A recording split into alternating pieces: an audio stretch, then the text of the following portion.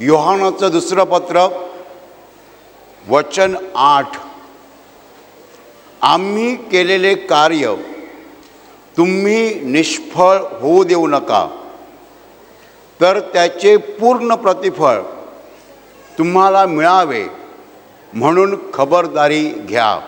Hallelujah, hallelujah. माझ्या प्रिय भावांनो आणि बहिणींनो, प्रभू येशूचा एक लाडका शिष्य योहान मंडळीला लिहित आहे की आम्ही केलेले कार्य तुम्ही निष्फळ होऊ देऊ नका, तर त्याचे पूर्ण प्रतिफळ तुम्हाला मिळावे म्हणून खबरदारी घ्या. Hallelujah, hallelujah. कोणतं कार्य येशूचे शिष्य ह्या जगामध्ये करत आहेत? येशूचे शिष्य या जगामध्ये लोकांना देवाबरोबर कनेक्ट करत आहेत. कनेक्ट करणं म्हणजे संबंध लावून देणं. येशूचे शिष्य लोकांना देवाशी कनेक्ट करत आहेत, त्याचा पुत्र येशू ख्रिस्त ह्याच्याद्वारे. आणि ते लोकांना सांगतायत की तुम्ही समेट करा देवाबरोबर. देवाने त्याचा एकुलता एक पुत्र ह्या जगामध्ये पाठवलेला आहे अशासाठी की जो कोणी त्याच्यावर विश्वास ठेवतो त्याचं तारण व्हावं, तो मेल्यानंतर स्वर्गात जावा आणि त्याचा जिवंत देवाशी थेट संबंध असावा. Hallelujah, hallelujah. म्हणून येशूचे शिष्य जे आहेत ते काम करत आहेत. आणि पौल एके ठिकाणी म्हणतोय की मी येशूच्या वतीने तुम्हाला विनंती करतो आहे, मी प्रभू येशू ख्रिस्ताची वकिली करतो आहे, तुम्हाला मी सांगतोय की देवाबरोबर समेट केलेले असे व्हा. देवाबरोबर समेट करा त्याचा पुत्र येशू ख्रिस्त याच्याद्वारे. आणि हे कार्य प्रभू येशूचे शिष्य जगभर करत आहेत, जगाच्या कानाकोपऱ्यात करत आहेत. लोकांना सांगताहेत की येशूवर विश्वास ठेवा म्हणजे तुमचा जिवंत देवाशी थेट संबंध येईल. हालेलुया. जे लोक येशूवर विश्वास ठेवतात अशा श्रद्धावंतांचा एक गट तयार होतो, ज्याला इंग्रजीमध्ये चर्च म्हणतात, मराठीमध्ये आपण मंडळी म्हणतो, हिंदीमध्ये कलस्या म्हणतात. आणि असे विश्वास ठेवणारे लोक जे आहेत ते एकत्र जमून प्रार्थना करतात, देवाचं वचन ऐकतात आणि त्यांना आजारमुक्ती मिळते आणि ते नियमितपणे भेटतात. अशा लोकांना योहान सांगत आहे, येशूचा शिष्य, की तुम्ही येशूचा स्वीकार केलेला आहे. हे आमचं काम आहे, हे आमचं कार्य आहे की आम्ही तुम्हाला येशूची ओळख करून दिलेली आहे आणि तुम्ही येशूचा स्वीकार केलेला आहे. तुम्ही आता येशूच्या कुटुंबामध्ये आहात. पण तो असं म्हणतोय की आम्ही केलेलं कार्य तुम्ही निष्फळ होऊ देऊ नका. निष्फळ म्हणजे फलहीन, ज्याला फळ नाही आहे. आम्ही केलेलं कार्य तुम्ही निष्फळ होऊ देऊ नका, तर त्याचं पूर्ण प्रतिफळ तुम्हाला मिळावं म्हणून खबरदारी घ्या. Hallelujah, hallelujah. आम्ही तुम्हाला जिवंत देवाशी कनेक्ट केलेलं आहे. हे आमचं काम आहे, हे आम्ही केलेलं आहे काम. आता तुमचा थेट जिवंत देवाशी संबंध आहे, मध्ये कोणी नाही आहे. देवाचा पुत्र येशू ख्रिस्त याच्याद्वारे तुम्ही जिवंत देवाशी कनेक्टेड आहात. पण याचं फळ तुम्हाला मिळालं पाहिजे.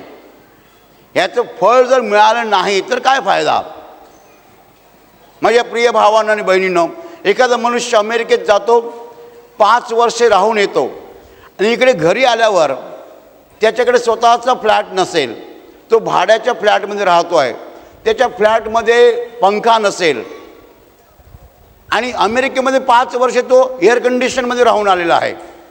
अमेरिकेत राहून फायदा काय झाला? Hallelujah, hallelujah, hallelujah. माझ्या प्रिय भावांनो आणि बहिणींनो, योहान म्हणतोय आम्ही जे कार्य केलेलं आहे ते कार्य जे आहे त्याला फळ आलं पाहिजे, ते कार्य फलद्रूप झालं पाहिजे. जसं एखाद्या चिकूच्या झाडाला चिकूच चिकू असतात, लिंबूच्या झाडाला लिंबूच लिंबू असतात, पूर्ण झाड फळांनी भरलेलं असतं, तसं तुमच्या जीवनाला फळ आलं पाहिजे. तुमचा संबंध थेट जिवंत देवाशी आहे हे जगाला दिसलं पाहिजे. Hallelujah, hallelujah, hallelujah. म्हणजेच तुमच्या जीवनात फळं असली पाहिजेत आणि तुम्हाला पूर्ण प्रतिफळ मिळालं पाहिजे, अर्धवट नाही, अर्धवट नाही. तुम्ही जर येशूवर विश्वास ठेवलेला आहे तर येशूकडनं आणि जिवंत देवाकडनं तुम्हाला सगळं मिळालं पाहिजे, पूर्ण प्रतिफळ मिळालं पाहिजे. Hallelujah, hallelujah. एखादा मुलगा जर वैद्यकीय महाविद्यालयात मेडिकल कॉलेजमध्ये गेला आणि तो MBBS झाला आणि MBBS झाल्यानंतर त्याला पहिली नोकरी मिळाली ती कंपाऊंडरची, डॉक्टरच्या असिस्टंटची. त्याच्या डिग्रीचा त्याला फायदा मिळाला का? मिळाला? पूर्ण प्रतिफळ मिळालं का? नाही मिळालं. MBBS होऊन जर तुम्ही एखाद्या डॉक्टरच्या हाताखाली कंपाऊंडर झालात तर तुमच्या MBBS पदवीचा तुम्हाला पूर्ण लाभ मिळाला का? नाही मिळाला.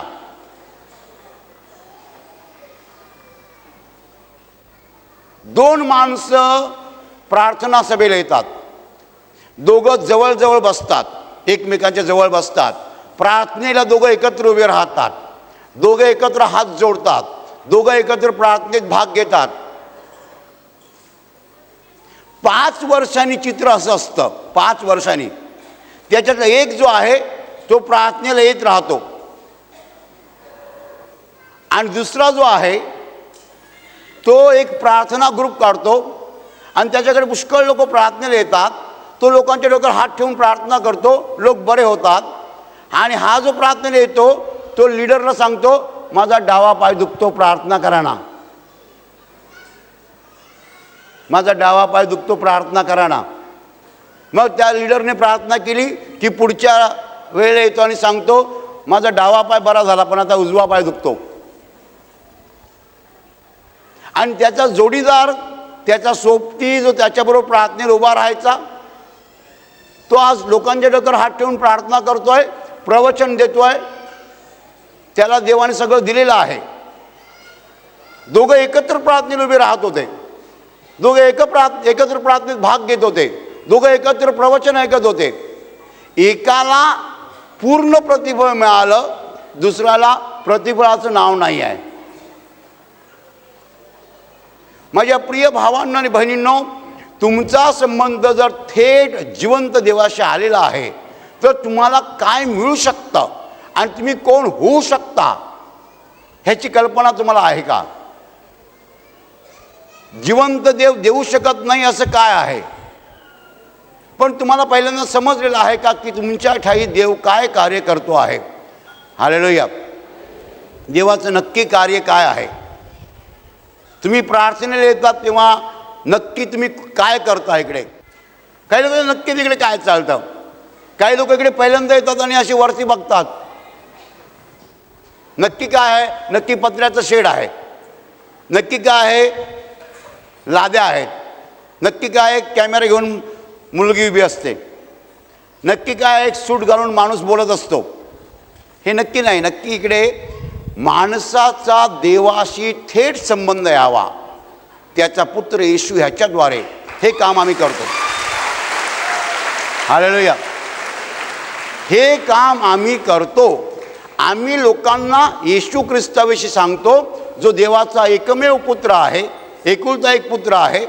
आणि लोक जेव्हा त्याच्यावर विश्वास ठेवतात तेव्हा लोकांचा देवाशी थेट संबंध येतो. ते देवाशी, जिवंत देवाशी कनेक्टेड होतात.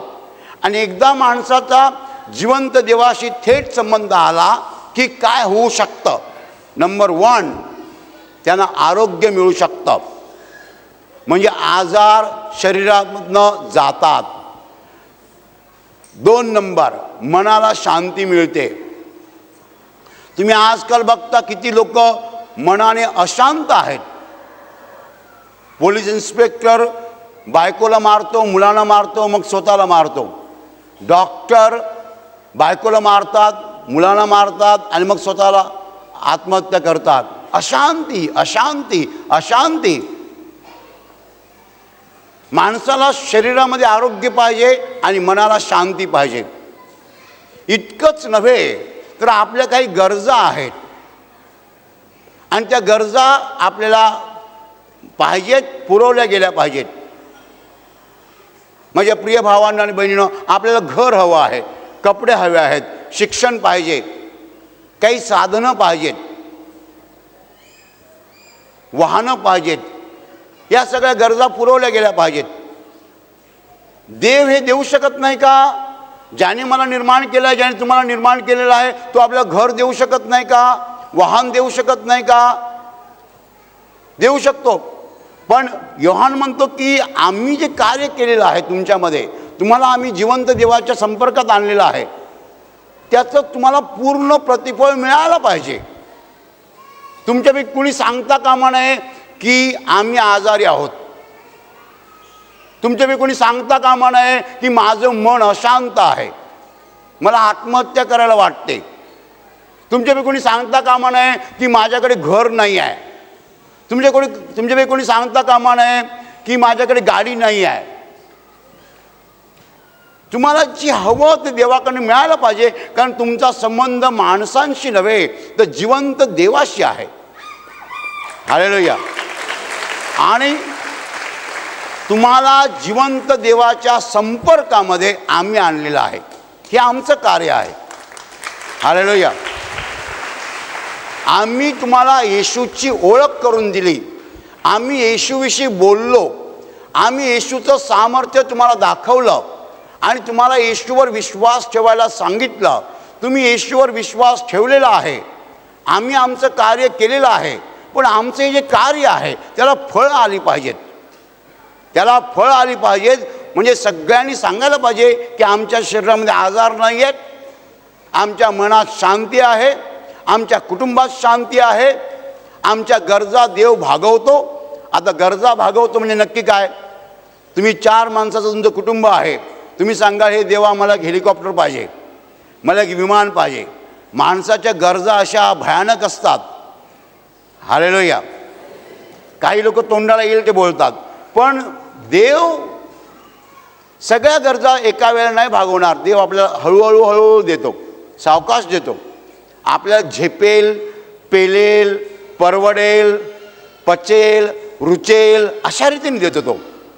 आता मी देवाला जर हात जोडून सांगेल, प्रभू मला एक छोटंसं विमान दे, एक त्या अंबानीकडे आहे, एक महाराष्ट्र सरकारकडे आहे, तसं एक मला दे, तर मला देव सांगेल ठेवायचं कुठे सांग पहिल्यांदा.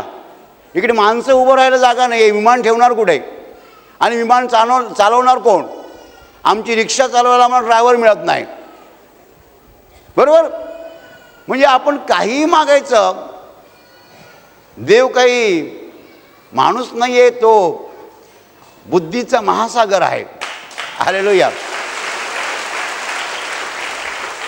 रोमकरास पत्र अध्याय 11 वचन 33 असं म्हणतं, हा देवाच्या ज्ञानाची व बुद्धीची संपत्ती किती अगाध आहे.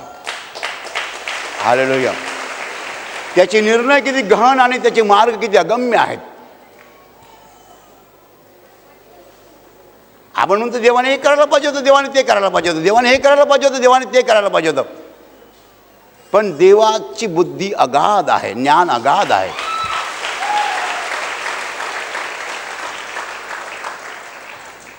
माझ्या प्रिय भावांनो आणि बहिणींनो, योहानाला काय म्हणायचं आहे की तुमच्यामध्ये आम्ही कार्य जे केलेलं आहे ते कार्य कोणतं आहे? तुम्हाला आम्ही जिवंत देवाच्या संबंधात आणलेलं आहे, संपर्कात आणलेलं आहे.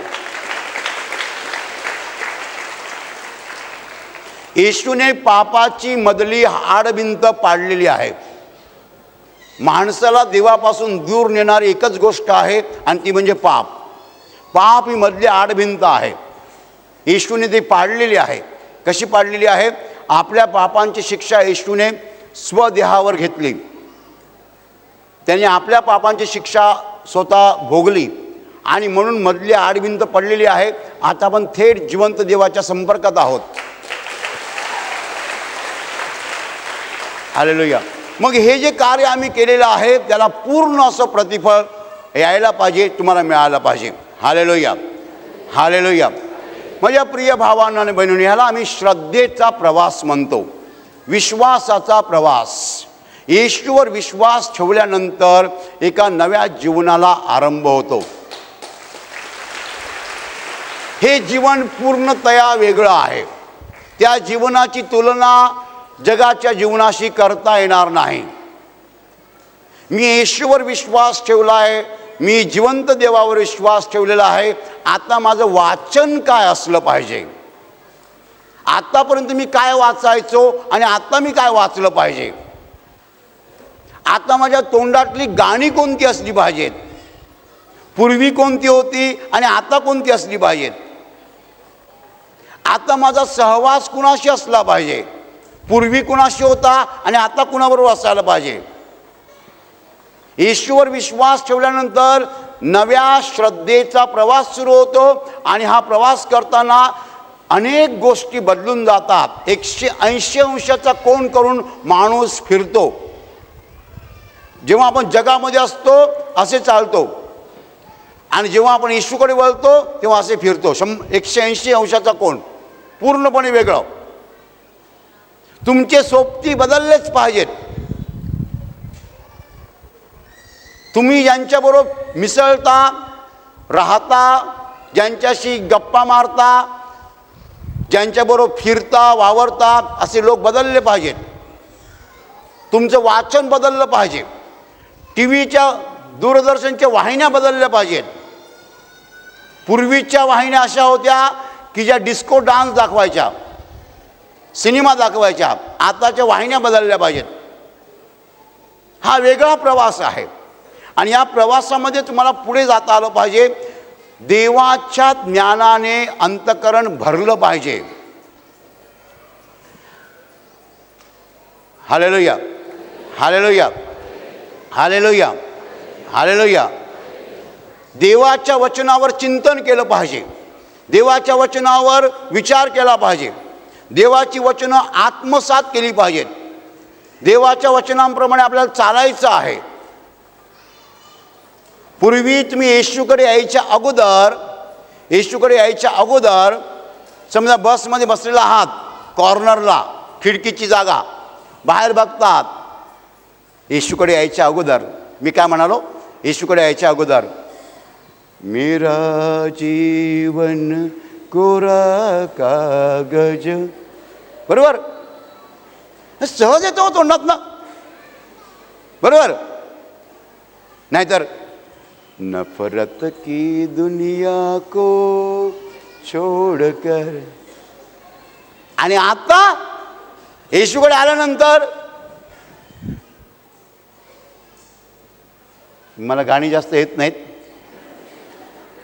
प्यासा हिरण जैसे, बरं झालं तुम्ही टाळ्या लगेच मारल्या, कारण मला पुढचं येत नाही. देवाला पण माहीत आहे, देव माझी सोय करतो. हां, मी पुढचं आठवत होतो तेवढ्या तुमच्या टाळ्या बसल्या, काम झालं. Hallelujah, hallelujah. माझ्या प्रिय भावांनो आणि बहिणींनो, येशूकडे यायच्या अगोदर सिनेमातील गाणी जिभेवर अशी नाचायची हो, आणि येशूकडे आल्यानंतर सिनेमाची गाणी बंद झाली. मी असं म्हणत नाही की सिनेमामध्ये एकही गाणं चांगलं नसतं. काही सिनेमातील गाणी भाविक असतात, पूर्वीच्या सिनेमातली गाणी, बरोबर? पूर्वीच्या सिनेमातली गाणी कधी चांगली असायची नाही असं नाही. पण एक गाणं होतं ते मी म्हणालो, नफरत की दुनिया. ते काय वाईट गाणं अशातला भाग नाही आहे. हत्ती मेल्यावर तो नट सांगतो की नफरत की दुनिया छोड़ के प्यार की दुनिया में तुम चले गए. हे तो सच आहे, बरोबर आहे बोलला तो. हालेलुया. या जगामध्ये फसवाफसवी, बंडलगिरी सगळी आहे. माझ्या प्रिय भावांनो आणि बहिणींनो, येशूवरील विश्वास ठेवल्यानंतर तुमचं जीवन बदलतं.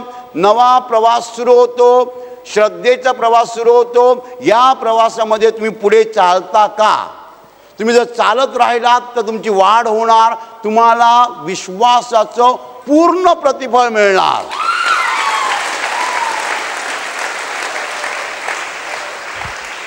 हालेलुया.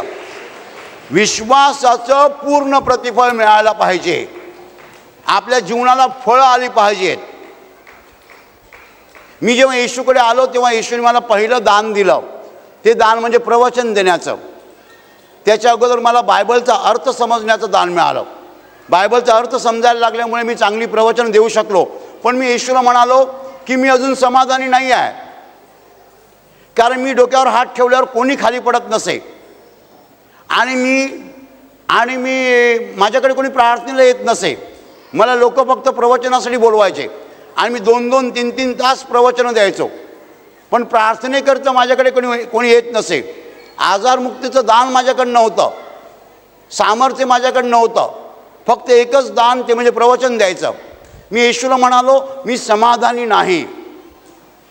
मी तुझा स्वीकार केलेला आहे, तर मला आजारमुक्तीचं दान पण पाहिजे आणि मला सामर्थ्य पण पाहिजे. पुष्कळ वर्ष मी प्रार्थना केली आणि पुष्कळ वर्ष रडून प्रार्थना केल्यानंतर देवाने मला आजारमुक्तीचंही दान दिलं आणि सामर्थ्याचंही दान दिलं. हालेलुया. आजारमुक्तीचं दान आणि सामर्थ्याचं दान यात फरक आहे.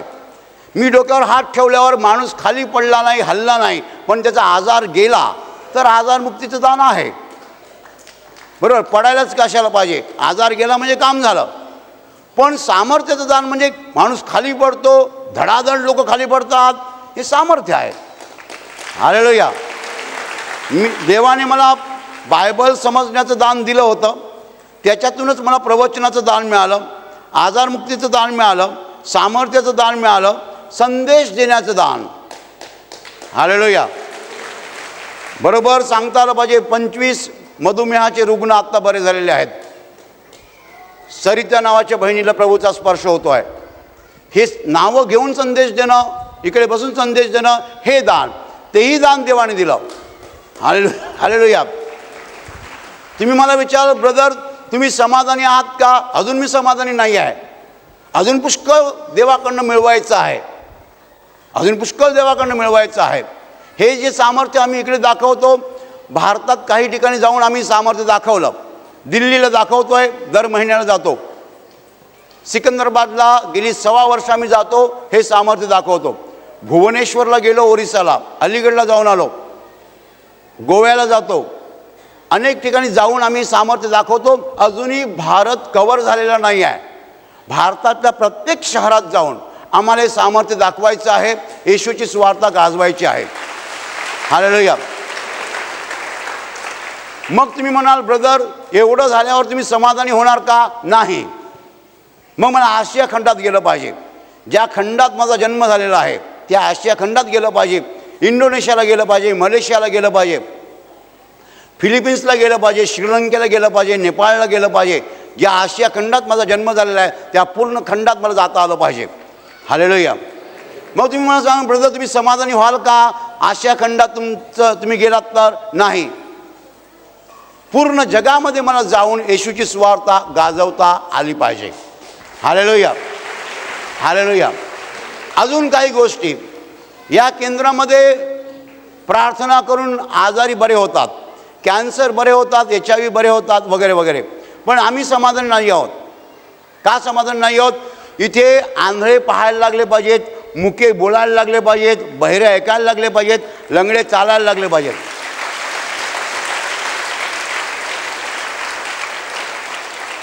बरं, मी समाधानी आहे का? अजून नाही आहे. अजून काय पाहिजे? अजून मला पुष्कळ पाहिजे. या केंद्रामध्ये येणारे लोक गरीब आणि मध्यमवर्गीय असतात. मुंबईवरनं पुष्कळ लोक येतात, पण मुंबईवरनं येणारी लोक एक तर चाळीत राहणारे असतात किंवा झोपडपट्टीत राहणारे असतात. मुंबईमध्ये फ्लॅटमध्ये राहणारे लोक जे आहेत ते अजूनही इकडे पोहोचत नाही आहेत. अजून सुशिक्षित लोक इकडे येतात, पण उच्च शिक्षित लोक इकडे येत नाही आहेत. BA झालेले लोक येतात, MA झालेले लोक येतात, पण आम्हाला उच्च शिक्षित पाहिजे. डॉक्टर्स, इंजिनियर्स, मंत्री, हे लोक इकडे पोहोचत नाही आहेत. त्यांच्या मी वाट पाहत आहोत. हालेलुया. हालेलुया. पूर्ण प्रतिफळ तुम्हाला मिळालं पाहिजे. हालेलुया. मग तुम्ही मला म्हणाल, ब्रदर वचन असं म्हणता की पूर्ण प्रतिफळ तुम्हाला मिळावं म्हणून खबरदारी घ्या. हो, येस, आम्ही खबरदारी घेत आहोत. कोणती खबरदारी घेत आहोत? मी जेव्हा मराठी बोलतो तेव्हा मला जेवढी मराठी चांगली येते तेवढी बोलायचा प्रयत्न करतो. म्हणजे आज इकडे कोणीतरी मोठा प्राध्यापक आला असेल, त्यांनी माझी मराठी ऐकल्यावर असं सांगता कामा नये, काय या ब्रदरला धड मराठी बोलता येत नाही, कशाला इकडे यायचं. मराठीचा प्राध्यापकसुद्धा माझ्या मराठीने प्रभावित झाला पाहिजे अशी खबरदारी मी घेतो. आणि माझा एक ब्राह्मण मित्र आहे, ब्राह्मण मित्र, त्याने माझा आपला अंक पाहिला, प्रार्थना मार्ग, पूर्वीचा आशीर्वाद, आणि तो मला म्हणाला, काय रे तू नवीन शब्द शोधलास का? म्हटलं काय? हा दुखाव शब्द कुठून आणला? दुखाव. मी म्हणालो, हे बघ, आमच्याकडे गरीब लोक येतात, त्यांची मराठी काय ब्राह्मणी मराठी नसते, ते लोक दुखाव म्हणतात, तर आम्ही छापून दिलं दुखाव. मला स्वतःला कल्पना आहे दुखाव शब्द मराठीत नाही आहे, मराठीत दुखणं शब्द आहे. तेव्हापासून आम्ही आमच्या DTP सेक्शनला सांगितलं, दुखाव शब्द वापरू नका, दुखणं शब्द वापरा. मग काही लोकांना थंडी ताप आला, थंडी ताप शब्द मराठीत नाही आहे, पण इकडे गरीब लोक येतात ते बोलतात थंडी ताप. आम्ही म्हणतो थंडी वाजून ताप आला. मी जे प्रवचन देतो आहे, मी जी भाषा वापरतो आहे, ती पुण्याच्या शुक्रवार पेठमध्ये चालायला पाहिजे. ब्राह्मण लोकांसमोर माझं प्रवचन मान्य झालं पाहिजे. कोणी सांगता कामा नये हा मार्टिन हा ख्रिश्चन आहे, याला कोणी मराठी येतं. आम्ही खबरदारी घेतो की नाही? घेतो. आम्हाला ब्राह्मण लोकांमध्ये फळ मिळावं म्हणून आम्ही चांगली खबरदारी घेत आहोत. आता मी जाणून बुजून मध्ये बी म्हणतो, बी पाहिजेत की म्हणतो, जा की कशाला? घाटी लोकांना वाईट वाटतं कामा नये की मी ब्राह्मणी मराठी बोलतो आहे. घाटी लोक पण आम्हाला पाहिजेत म्हणून मध्येच मी बी म्हणतो की म्हणतो. Hallelujah, hallelujah, hallelujah, hallelujah. माझ्या प्रिय भावांनो आणि बहिणींनो, आम्हाला पूर्ण प्रतिफळ पाहिजे आहे, तुम्हाला पुष्कळ प्रकारची खबरदारी घ्यायला लागते. भारतामध्ये जर येशूच्या नावाचा प्रचार करायचा असेल तर हिंदी भाषेवर प्रभाव पाहिजे. हिंदी भाषेशिवाय तुम्ही भारतात जाऊ शकणार नाही. आणि मला स्वतःला, मी काही हिंदी माध्यमातून शिकलेलो नाही आहे, मी मराठी माध्यमातून शिकलेलो आहे. मला चांगली हिंदी येत नव्हती. हो, माझ्याबरोबर काम करणारी माणसं फार चांगली हिंदी बोलतात हो. आणि मला नवल वाटलं त्याचं. तेव्हा मला नंतर उशिरा कळलं की हे लोक सिनेमा बघत होते. मी कधी सिनेमा पाहिले नाहीत हिंदी, त्यामुळे यांची हिंदी माझ्या हिंदीपेक्षा बरी आहे हो. हालेलुया. पण येशूच्या कार्यासाठी मी हिंदी शिकलो. सुरुवातीला फार भीती वाटायची, तुमच्यासमोर कबूल होतो, हिंदी प्रवचन द्यायचं म्हणजे माझ्या छातीत धडधड धडधड व्हायचं. पण आता मला देवाने हिंदी शिकवलेली आहे आणि त्याचा भरपूर फायदा होत आहे, भरपूर. हालेलुया. गोव्याला गेलो, गोव्याला मी इंग्रजीतनं बोललो, एका भावाने कोकणी भाषेमध्ये भाषांतर केलं. एकदम म्हणालो यांना विचारूया हिंदी समजते का. म्हटलं तुम्हाला हिंदी समजते? सगळे सांगितले समजते. म्हटलं मग भाषांतराची काय गरज आहे, मी सरळ हिंदीतनंच बोलतो. हैदराबादला पण तेच झालं. मी इंग्रजीतनं बोलायचो, एक बहीण तेलुगूमध्ये भाषांतर करायची. एकदा मी विचारलं तुम्हाला हिंदी कळते का? सगळे म्हणतात कळते हिंदी. म्हणजे छान झालं. हालेलुया. हैदराबादला तर मला जरा चेव चढला, कारण त्यांच्या हिंदीपेक्षा माझी हिंदी बरी आहे. तुम्हाला माहिती आहे हे साऊथ इंडियन हिंदी कसे बोलतात तर, हां, त्यांच्यापेक्षा आपली हिंदी बरी आहे. हिंदी शिकल्यामुळे भारतात अनेक ठिकाणी आशीर्वाद प्रार्थना केंद्राद्वारे येशूचं नाव जात आहे. हालेलुया. आपल्याला जर पूर्ण प्रतिफळ पाहिजे आहे, पूर्ण प्रतिफळ, तर अनेक प्रकारची काळजी घेतली पाहिजे.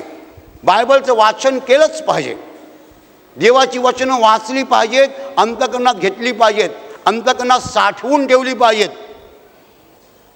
भरपूर प्रार्थना करायला पाहिजे, देवाशी बोलायला पाहिजे, प्रार्थना सभेला नियमितपणे यायला पाहिजे. देवाच्या ज्या आज्ञा आपल्याला ठाऊक आहेत त्यांचं पालन केलं पाहिजे. देव म्हणतो सूड घेऊ नका, तर सूड घ्यायचा नाही. देव म्हणतो क्षमा करा, क्षमा केली पाहिजे. देव म्हणतो दया करा, दया केली पाहिजे. देव म्हणतो दान करा, दान केलं पाहिजे.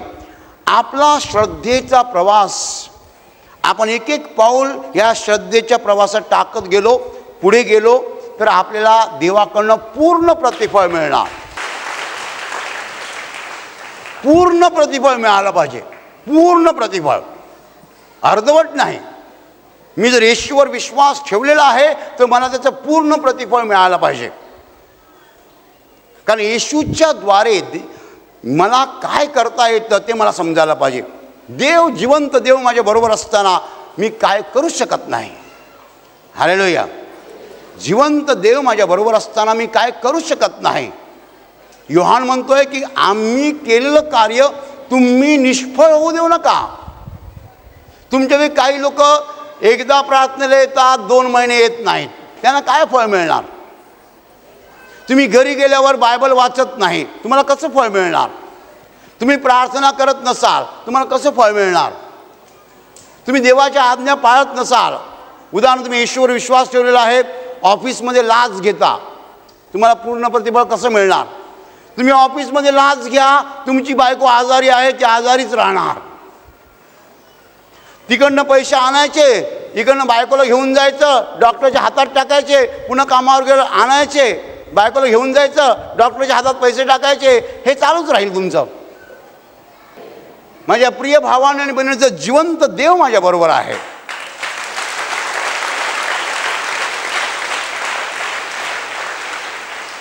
पौल गलतीकरास पत्रात म्हणतोय की जो मला सामर्थ्य देतो त्याच्याकडून मी सर्व काही कराव्यास शक्तिमान आहे.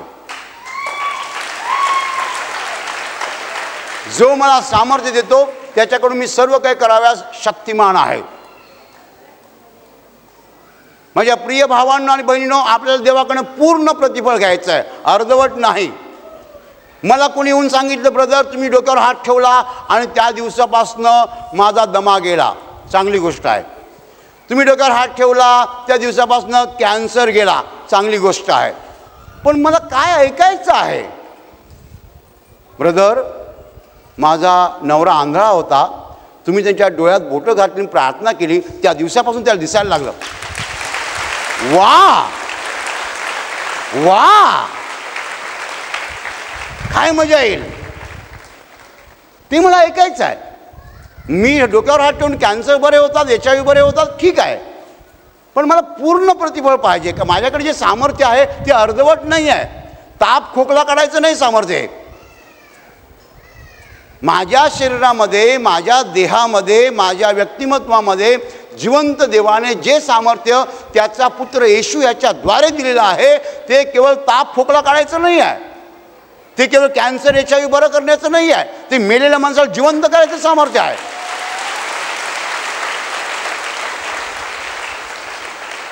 मेलेल्या माणसाला जिवंत करायचं सामर्थ्य मला देवाने दिलेलं आहे, ते माझ्याकडनं व्हायलाच पाहिजे. हालेलुया. तुम्हाला त्याचं पूर्ण प्रतिफळ मिळत नाही आहे, याचं कारण तुम्ही कुठेतरी कमी पडता, जे काही करायला पाहिजे ते करत नाही आहात. हालेलुया. खबरदारी घ्या. कसली खबरदारी घ्या? बायबल वाचा, प्रार्थना करा, प्रार्थना सभेला नियमितपणे जा, देवाच्या आज्ञा पाळा, तर तुमच्या ठायी देव कार्य करणार आणि पूर्ण असं प्रतिफळ तुम्हाला मिळणार. अर्धवट प्रतिफळ नाही, पूर्ण प्रतिफळ. योहान म्हणतोय आम्ही केलेलं कार्य तुम्ही निष्फळ होऊ देऊ नका. आम्ही तुम्हाला जिवंत देवाच्या संपर्कात आणलेलं आहे, पण तुम्ही मात्र काही करत नाही आहात, जे करायला हवं ते करत नाही आहात. तुम्ही येशूमध्ये पाऊल उचलत नाही आहात, पुढे जात नाही आहात, प्रवास करीत नाही आहात. हालेलुया. म्हणून जोपर्यंत वेळ आहे तोपर्यंत तुम्ही संधी घ्या आणि पावलं उचला, येशूमध्ये पुढे जा, येशूमध्ये पुढे जा. मागे पावलं येऊन आणू नका आणि पूर्ण प्रतिफळ तुमच्या ठाई मिळायला पाहिजे. Hallelujah, hallelujah. आणि आता मी तुमच्यासाठी प्रार्थना करत आहे. तुमचे डोळे मिठा आणि तुमच्या शरीराच्या ज्या भागाला आजार आहे त्या भागावर हात ठेवा. विश्वासाने हात ठेवा. प्रभू येशू स्वतः तुम्हाला स्पर्श करेल आणि एका क्षणात तुमचा आजार नाहीसा करेल.